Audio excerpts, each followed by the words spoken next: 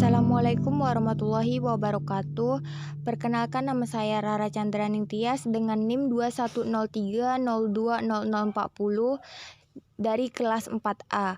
Di sini saya akan membuat video untuk memenuhi tugas mata kuliah belajar dan pembelajaran. Revisi taksonomi Bloom. Cradwell tahun 2002 menyelesaikan bahwa Bloom menyampaikan pemikirannya tentang taksonomi kognitif, terutama dalam rangka penyusunan soal atau tes ujian untuk siswa sesuai dengan tujuan pembelajaran yang telah ditetapkan. Cradwell yang merupakan sahabat dari Bloom bersama dengan ahli psikologi bidang pendidikan bekerja keras untuk merevisi taksonomi tersebut dan mempublikasikannya. Anderson et al. Tahun 2001, terdapat perubahan yang mendasar dari revisi taksonomi Bloom, yaitu: yang pertama, revisi taksonomi Bloom memfokuskan pada perubahan aplikasi yang terdiri dari 3 bidang, yaitu aplikasi bidang penyusunan kurikulum, aplikasi bidang instruksi pengajaran, aplikasi bidang asesmen atau penilaian pada taksonomi Bloom yang lama. Penyusunan taksonomi ditujukan untuk mempermudah penyusunan penilaian untuk tingkat perguruan tinggi secara nasional.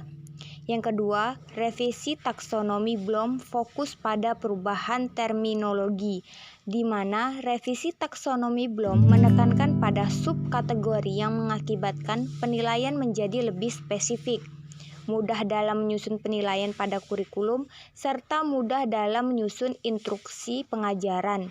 Selain itu, revisi taksonomi Bloom terdapat perubahan knowledge atau pengetahuan sebagai kategori menjadi sebuah ukuran yang harus dicapai.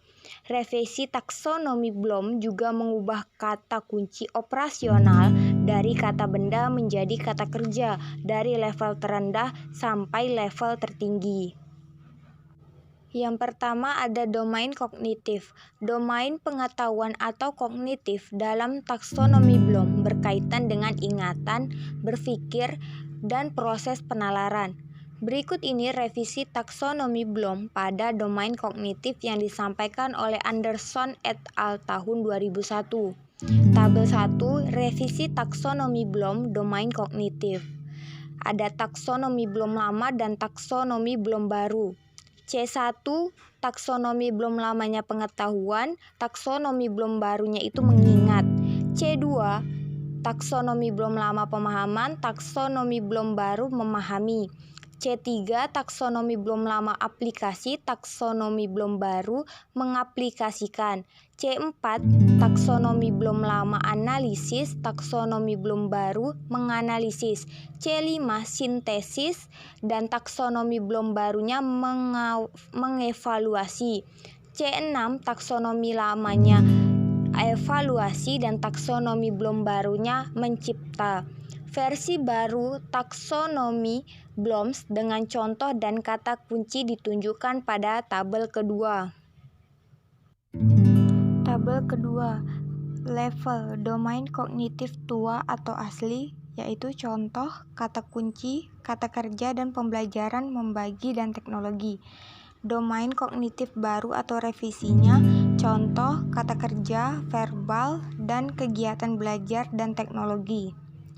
Domain kognitif tua asli, pengetahuan, ingat data atau informasi, contoh, ucapkan sebuah kebijakan, mengutip harga dari memori ke pelanggan, ketahui aturan keamanannya, tentukan suatu istilah, mengingat, ingat atau ambil dipelajari sebelumnya informasi.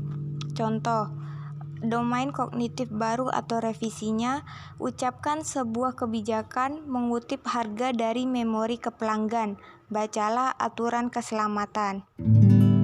Nah, kata kunci pada domain kognitif tua atau asli itu mengatur, mendefinisikan, menggambarkan, identitas, tahu, label, daftar, kecocokan, nama, menguraikan, mengingat, mengenali, mereproduksi, memilih, menyatakan. Sedangkan teknologinya bookmark, kartu flash, pencarian internet, bacaan. Sedangkan domain kognitif baru atau revisinya, kata kuncinya mendefinisikan, menjelaskan, mengidentifikasi, mengetahui, label, daftar, kecocokan, nama, garis besar, penarikan kembali, mengakui, mereproduksi, memilih, menyatakan. Sedangkan teknologinya penandaan buku, flash kartu, belajar hafalan berdasarkan pengulangan, dan membaca. Selanjutnya itu ada domain kognitif tua asli, pemahaman, memahami berarti terjemahan, interpolasi, dan interpretasi dari instruksi dan masalah. Sebutkan masalah dalam diri seseorang kata-kata sendiri. Contohnya, menulis ulang prinsip penulisan ujian. Jelaskan dengan kata-kata sendiri langkah-langkah untuk mengalami tugas yang kompleks. Menerjemahkan equation menjadi spreadsheet komputer. Kata kunci: memahami, mengubah, diagram, membela, membedakan, memperkirakan, menjelaskan, meluas, menyamaratakan, memberi contoh, menyimpulkan, menafsirkan, parafrase, prediksi, penulisan ulang, merangkum, menerjemahkan. Sedangkan teknologinya buat analogi, berpartisipasi dalam koperasi belajar, membuat catatan, cerita pemberitaan. Sedangkan memahami itu artinya terjemahan, interpolasi, dan interpretasi dari instruksi dan masalah. Sebutkan masalah dalam diri seseorang kata-kata sendiri. Ini merupakan domain kognitif baru atau revisi. Contohnya, tulis ulang prinsip-prinsip tes menulis. Jelaskan sendiri langkah untuk melakukan tugas yang kompleks. Terjemahkan persamaan ke dalam spreadsheet komputer. Kata kuncinya: memahami, bertobat, membela, membedakan, memperkirakan, menjelaskan, memperluas, menggeneralisasikan, memberi sebuah contoh, menyimpulkan, menafsirkan, parafrase, prediksi, penulisan ulang, merangkum, menerjemahkan. Teknologinya buat analogi, berpartisipasi dalam pembelajaran, kooperatif, membuat catatan. Selanjutnya, aplikasi. Gunakan konsep baru situasi atau penggunaan tanpa kompromi dari sebuah abstraksi. Terapkan apa itu belajar di kelas ke dalam situasi maya di internet tempat kerja. Nah, contohnya gunakan manual untuk menghitung waktu liburan karyawan, menerapkan undang-undang statistik untuk mengevaluasi keandalan suatu tes tertulis. Kata kuncinya berlaku, perubahan, menghitung, konstruk, menunjukkan, menemukan, memanipulasi, memodifikasi, mengoperasikan, memprediksi, menyiapkan, memproduksi, menghubungkan, menunjukkan, memecahkan, menggunakan. Sedangkan teknologinya kolaborasi pembelajaran, membuat proses, blok, dan praktek. Sedangkan yang direvisi yaitu aplikasi. Gunakan konsep baru situasi atau penggunaan abstraksi tanpa kompromi. Terapkan apa itu dipelajari dalam kelas menjadi situasi baru di tempat kerja. Contoh, gunakan manual untuk menghitung waktu liburan karyawan, menerapkan hukum statistik untuk mengevaluasi keandalan tes tertulis. Kata kunci berlaku, perubahan, hitung, konstruk, pertunjukan, menemukan, memanipulasi, memodifikasi, mengoperasikan, memprediksi, menyiapkan, menghasilkan, menceritakan, menunjukkan, memecahkan, menggunakan. Sedangkan teknologinya pembelajaran kolaboratif, buat proses, blok, dan praktek. Nah, adapun yang lainnya yaitu analisis. Ada menganalisis. Dari yang domain kognitif aslinya itu analisis, dia berubah menjadi menganalisis. Ada juga sintetis menjadi mengevaluasi. Ada juga evaluasi menjadi menciptakan. Selanjutnya yaitu dimensi pengetahuan pada taksonomi Bloom juga mengalami perubahan revisi. Adapun perubahan yang disampaikan oleh Anderson et al. Tahun 2001 dapat dijabarkan pada tabel 3. Yang pertama, dimensi pengetahuan lama, yaitu 1. Pengetahuan faktual, pengetahuan tentang terminologi atau label, simbol, verbal, dan nonverbal. Yang kedua ada pengetahuan tentang bagian detail dan unsur-unsurnya, peristiwa, tempat, orang, tanggal, hari, sumber informasi. Nah, sedangkan dimensi pengetahuan baru atau revisinya, pengetahuan faktual, yaitu pengetahuan tentang terminologi. Yang kedua, pengetahuan tentang bagian detail dan unsur-unsurnya. Yang kedua ada pengetahuan konseptual menurut dimensi pengetahuan lama. Yang pertama, pengetahuan tentang klasifikasi dan kategori, jenis, tipe, pola, dan macam. Yang kedua, pengetahuan tentang prinsip dan generalisasi. Yang ketiga, pengetahuan tentang teori, definisi pengertian, modal, dan struktur. Nah, yang kedua pengetahuan konseptual itu menurut dimensi pengetahuan baru atau revisi. Yang pertama pengetahuan tentang klasifikasi dan kategori. Yang kedua pengetahuan tentang prinsip dan generalisasi. Yang ketiga pengetahuan tentang teori, model, dan struktur.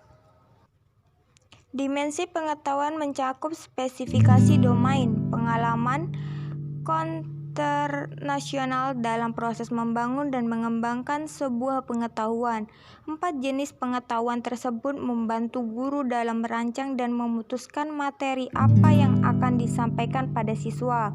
Berdasarkan tabel di atas, kita bisa analisis terdapat perubahan pada dimensi pengetahuan atau 4 jenis pengetahuan yang disampaikan oleh Anderson et al. Tahun 2001, yaitu yang pertama, dimensi pengetahuan secara berurutan mengalami perubahan, yaitu dari dimensi pengetahuan lama yang terdiri dari dimensi faktual, konseptual, prinsip, dan prosedural berubah secara berurutan menjadi faktual, konseptual, prosedural, metakognisi. Yang kedua ada tipe pengetahuan prinsip digabungkan dengan tipe pengetahuan konseptual, di mana dimensi pengetahuan yang baru ditambahkan yaitu tipe pengetahuan metakognisi sebagai tipe pengetahuan keempat. Taksonomi baru ini atau revisi taksonomi Bloom ini mencerminkan bentuk pemikiran yang lebih aktif dan lebih akurat. Selain dimensi pengetahuan yang mengalami perubahan, dimensi proses kognitif juga mengalami perubahan juga. Dimensi proses kognitif merupakan klasifikasi proses-proses kognitif siswa secara komprehensif yang terdapat dalam tujuan-tujuan bidang pendidikan. Berikut dijelaskan perubahan dimensi proses kognitif oleh Anderson et al. Tahun 2001. Tabel 4 revisi taksonomi Bloom dimensi proses kognitif. Nah, yang pertama ada dimensi proses kognitif lama, yaitu pengetahuan, kemampuan menghafal verbal atau mengingat kembali materi pembelajaran yang sudah dipelajari dari guru, buku, atau sumber lain tanpa melakukan perubahan tentang pengetahuan hafalan berupa fakta, konsep, prinsip, dan prosedur. Sedangkan pemahaman, kemampuan mengolah pengetahuan yang dipelajari menjadi sesuatu yang baru, seperti mengganti kata dengan sinonim, menulis kembali sesuatu dengan gaya sendiri, mengubah bentuk komunikasi dari tulisan ke tabel atau visual, memberi tafsir terhadap sesuatu hal. Sedangkan dimensi proses kognitif baru, pengetahuannya mengingat dan mengenali kembali pengetahuan fakta dan konsep dari yang sudah dipelajari. Subkategori proses mengingat dapat berupa menentukan, mengetahui, memberi label, mendaftar, menjodohkan, mencantumkan, mencocokkan, memberi nama, mengenali, memilih, dan mencari. Sedangkan memahami, membangun makna atau memaknai pesan pembelajaran, termasuk dari apa yang diucapkan, dituliskan, dan digambar. Subkategori proses dari memahami adalah menafsirkan, mencontohkan, mendeskripsikan, merangkum, menyimpulkan, membandingkan, dan menjelaskan. Nah, selanjutnya itu ada aplikasi menjadi mengaplikasikan, ada analisis menjadi menganalisis, ada sintetis menjadi mengevaluasi, dan ada evaluasi menjadi mencipta atau menciptakan. Ada dua hal yang diubah dalam dimensi proses kognitif. Pertama, perubahan urutan tingkat proses kognitif sintesis dan evaluasi, dan perubahan penamaan tingkat sintesis. Kedua, simbolisasi dari penamaan proses kognitif dari nomina menjadi verb. Anderson et al. Tahun 2001 mengusulkan dimensi proses kognitif baru menjadi mengingat, memahami, mengaplikasikan, menganalisis, mengevaluasi, dan mencipta. Proses kognitif sintesis menjadi mencipta dan ditempatkan sebagai urutan yang tertinggi dalam proses kognitif. Dari perubahan atau revisi yang telah disampaikan, baik perubahan dimensi pengetahuan dan perubahan dimensi proses kognitif, maka diperoleh ada hubungan atau interaksi di antara kedua dimensi tersebut. Anderson et al. Tahun 2001 merumuskan interaksi antara dimensi pengetahuan dan perubahan dimensi proses kognitif sebagai berikut. Nah, tabel kelima ini adalah tabel interaksi revisi dimensi pengetahuan dengan dimensi proses kognitif. Ada C1, C2, C3, C4, C5, dan C6. Selanjutnya yaitu ada tabel 6, daftar contoh kata kerja operasional yang dapat dipakai untuk domain kognitif. Ada mengetahui, memahami, mengaplikasikan, menganalisis, mengevaluasi, membuat, atau kreator. Selanjutnya domain afektif. Cradwell et al. Tahun 1964 menyatakan bahwa domain afektif merupakan domain yang meliputi rasa, nilai, apresiasi, antusiasme, motivasi, dan sikap. Kompetensi siswa yang mencerminkan afeksi yang baik dapat terlihat dari sikap kedewasaan yang sesuai dengan usia dan perkembangan siswa, dan tercermin pada perilaku atau attitude sehari-hari pada proses pembelajaran baik di dalam kelas maupun di luar kelas. Ada beberapa contoh perilaku yang mencerminkan sikap atau afeksi yang baik dari siswa, seperti disiplin dalam menjalankan semua kewajibannya terkait proses pembelajaran, bertanggung jawab atas apa yang dilakukan, semangat dan antusias dalam mengikuti pembelajaran, menghormati serta menghargai guru dan teman sebaya, dan sebagainya. Domain kognitif dalam kurikulum 2013 muncul secara eksplisit pada kompetensi sikap spiritual dan sosial. Sikap spiritual ini diwujudkan agar siswa memiliki kepribadian yang beriman, bertakwa, dan bersyukur kepada Tuhan Yang Maha Esa. Sedangkan untuk sikap sosial pada kurikulum 2013 ditunjukkan dengan pembentukan pribadi siswa yang berakhlak mulia, mandiri, demokratis, dan bertanggung jawab. Kemendikbud 2014. Kemampuan afektif khusus sikap dari mahasiswa dapat diketahui kecenderungan, perubahan, dan perkembangannya dengan mendasarkan pada jenis-jenis kategori domain afektif, seperti yang dikemukakan oleh Cradwell et al. Tahun 1964 berikut ini. Yang pertama, tingkat menerima. Tingkat di mana mahasiswa memiliki keinginan menerima atau memperhatikan, receiving atau attending suatu rangsangan atau stimulus yang diberikan dalam bentuk persoalan, situasi, fenomena, dan sebagainya. Contoh kemampuan dalam tingkat menerima adalah mahasiswa bersedia untuk mendengarkan temannya yang berbicara dengan respek. Yang kedua, tingkat menanggapi. Tingkat di mana mahasiswa mereaksi atau menanggapi atau responding suatu rangsangan atau stimulus yang diberikan dalam bentuk persoalan, situasi, fenomena, dan sebagainya. Contoh kemampuan dalam tingkat menanggapi adalah mahasiswa aktif berpartisipasi dalam diskusi kelompok, seperti memberikan penjelasan dan menanggapi pendapat dari teman. Yang ketiga, tingkat menghargai. Tingkat di mana mahasiswa menunjukkan kesediaan dan menerima menghargai following suatu nilai-nilai yang disodorkan kepadanya. Contoh kemampuan dalam tingkat menghargai adalah mengajukan rencana untuk perbaikan kehidupan masyarakat. Yang keempat, tingkat menghayati, tingkat di mana mahasiswa menjadikan nilai-nilai yang disodorkan itu sebagai bagian internal dalam dirinya, menjadikan nilai-nilai itu prioritas dalam dirinya atau organization. Contoh kemampuan dalam tingkat menginternalisasi adalah memprioritaskan waktu untuk belajar, membantu teman, dan sebagainya. Yang kelima, tingkat mengamalkan, tingkat di mana mahasiswa menjadikan nilai-nilai itu sebagai pengendali perilakunya dalam kehidupan sehari-hari, sehingga menjadi gaya hidup atau karakterization. Contoh, kemampuan dalam tingkat mengamalkan adalah menunjukkan sikap mandiri ketika bekerja. Crodwell et al. Tahun 1964 menyampaikan tentang level domain afektif sebagai berikut. Bagian 1, level domain afektif, ada internalisasi nilai, pengorganisasian, menghargai, menanggapi fenomena, menerima fenomena.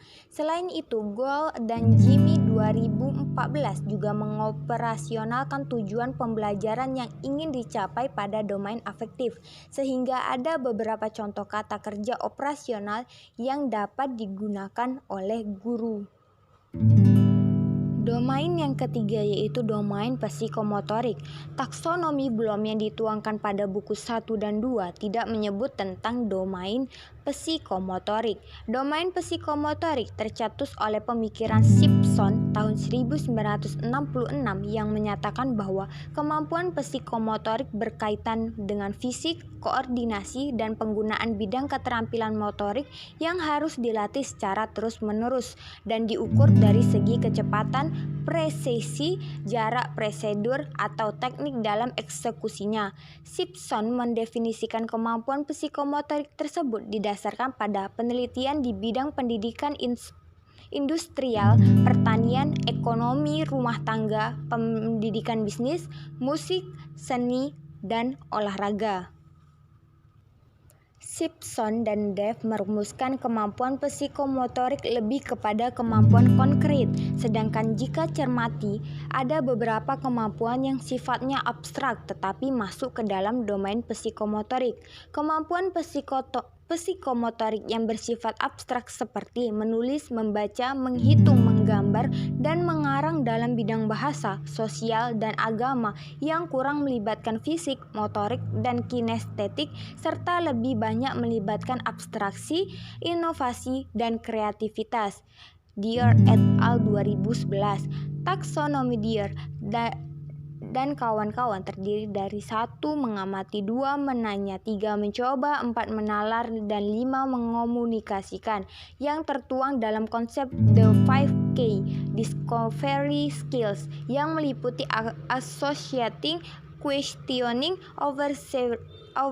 observing, experimenting, dan networking.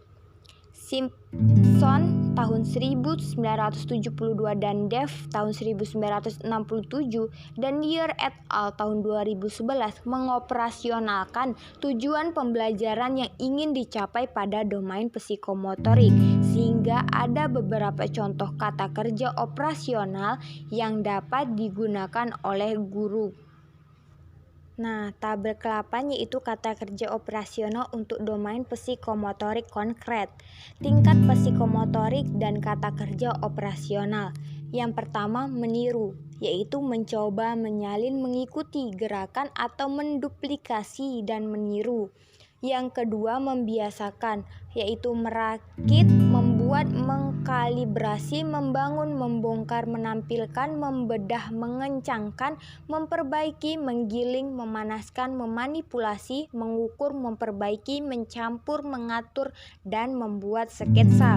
Yang ketiga ada mahir, merakit, membangun, mengkalibrasi, membangun, membongkar, menampilkan, mengikat, memperbaiki, menggiling, memanaskan, memanipulasi, mengukur, memperbaiki, mencampur, mengatur, membuat sketsa.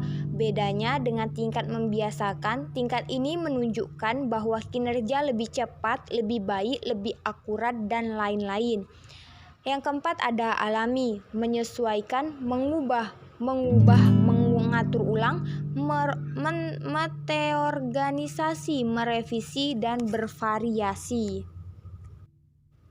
Nah, materi yang tadi sudah saya jelaskan itu terdapat kesimpulan. Kesimpulannya yaitu revisi taksonomi Bloom muncul diakibatkan adanya tuntutan perkembangan dunia pendidikan yang bergerak sangat cepat dalam rangka menciptakan sumber daya manusia yang berkualitas. Revisi taksonomi Bloom berusaha membantu dunia pendidikan melalui penyusunan perangkat pembelajaran berupa RPP yang syarat akan instruksi ketercapaian tujuan pembelajaran melalui penggunaan kata kerja yang tepat. Saat ini, perkembangan ilmu pengetahuan dan teknologi melalui era revolusi industri 4.0 menuntut siswa tidak hanya sampai pada tahap evaluasi, akan tetapi didorong agar siswa mampu sampai ke level kritik atau mencipta pada domain kognitif, mampu memiliki sikap dan perilaku yang baik saat pembelajaran di dalam kelas maupun di luar kelas secara jujur atau domain afektif, dan memiliki fisik yang tangguh dan kuat atau domain psikomotorik agar tujuan pembelajaran tersebut dapat tercapai. Baik, itu saja yang dapat saya sampaikan tentang penjelasan revisi taksonomi Bloom tahun 2001.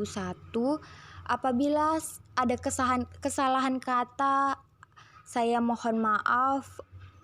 Saya akhiri dengan wabillahi taufik wal hidayah. Assalamualaikum warahmatullahi wabarakatuh.